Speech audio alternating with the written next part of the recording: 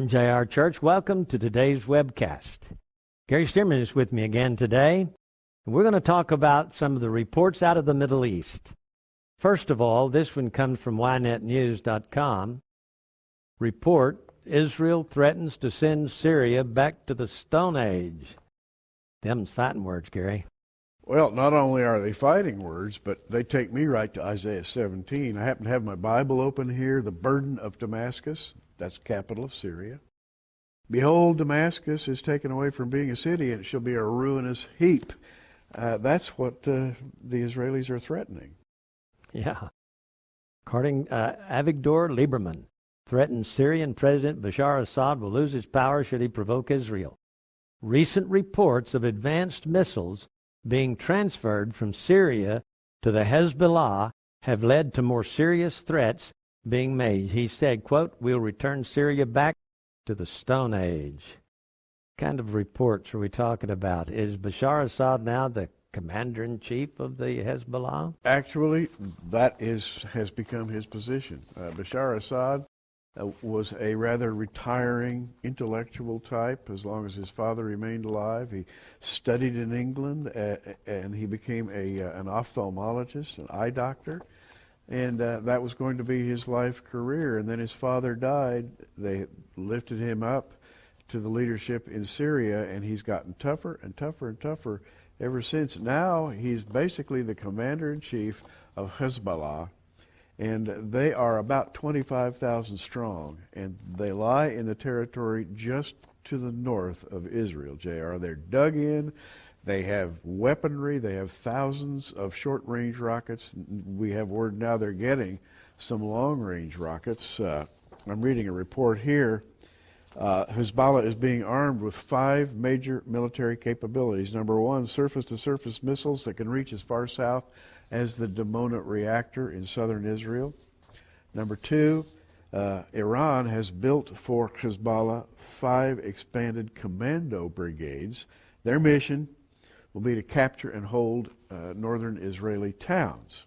Number 3, Syrian instructors are training Hezbollah militiamen in the operation of ground-to-air weapons. That's against aircraft. They would be Israeli aircraft. Number 4, Syria has set up a Hezbollah special unit for attacking warships and warding off Israeli coastal landings. By the way, they are equipped with Chinese SS-26 Marine cruise missiles, which, by the way, are devastating and very accurate. Number 5, this is the final one. Iranian and Syrian military engineers have constructed fortified anti-tank lines in many parts of Lebanon. J.R., there's just no doubt they're getting ready for war. War seems imminent.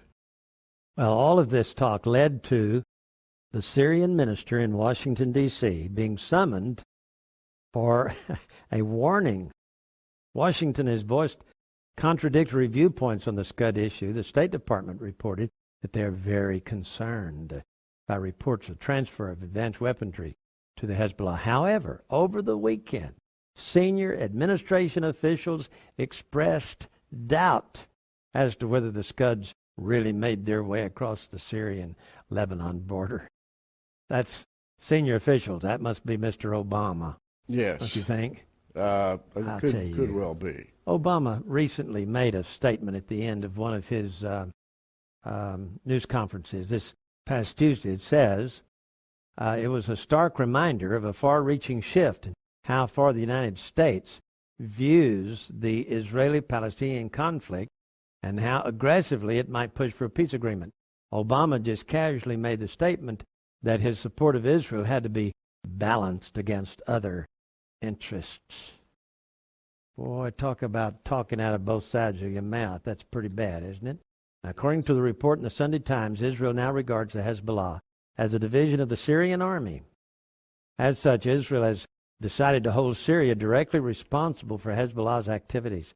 We will not hesitate to attack Syria if our national security is in jeopardy, said the Israeli minister. Assad knows that, and he's playing with fire. Gary, war's imminent. War is imminent this summer, and in conjunction with other signs other signals that we tell you about from time to time. Everything is fitting into a beautiful, it's like assembling the last stages of a jigsaw puzzle, which was a bunch of pieces for the last 20 years, and now we're just about to put in the last piece. The picture is clear. Ahmadinejad of Iran, Mahmoud Ahmadinejad, said this. He said, quote, Obama should start cooperating with us in practice. We don't need you to do anything for us to come out of isolation. Rather, we want to help you come out of isolation. That was his word to Obama. Mahmoud Ahmadinejad is backing plans to attack Israel, as you well know. He and Bashar Assad are working in conjunction, and he aims these, what can we call them, audacious, obstreperous challenges to Obama, saying, come on out. You know, we'll help you get done what needs to be done. The man, J.R., wants a war. Ahmadinejad sincerely wants war soon. Yeah. Meanwhile, Prime Minister of Israel, Netanyahu, on Remembrance Day said, peace requires a strong defense. Gary, what did he say about Jerusalem? Well, he quoted Theodor Herzl, who said, and by the way, Theodor Herzl, way back at the turn of the night, from the 19th to the 20th centuries, was instrumental in building up Israel. Yeah, Herzl died in 1904. Yes, and way back in the early days of Israel's foundation, he said this, don't rely on help from strangers, don't trust even the charitable, and don't wish for stones to grow soft. For the charitable give degrading charity at most, and stones do not soften. A nation that wishes to stand tall must place all its trust in itself only. Netanyahu quoted those words. And he said that Jerusalem must stay Israel's capital, did he not? He did. He said, in fact, he used the never word. He said, Jerusalem will never be divided.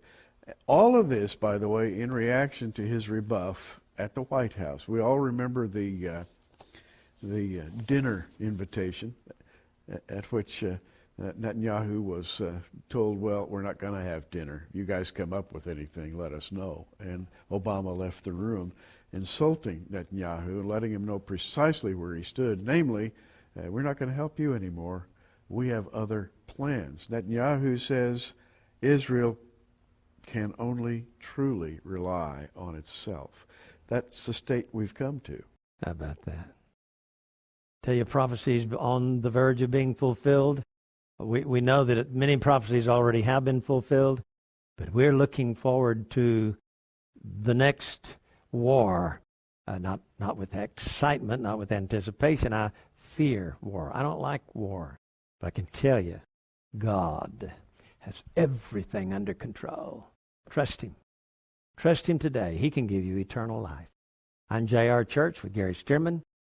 Thanks for watching today. We'll see you again tomorrow with our analysis of the news.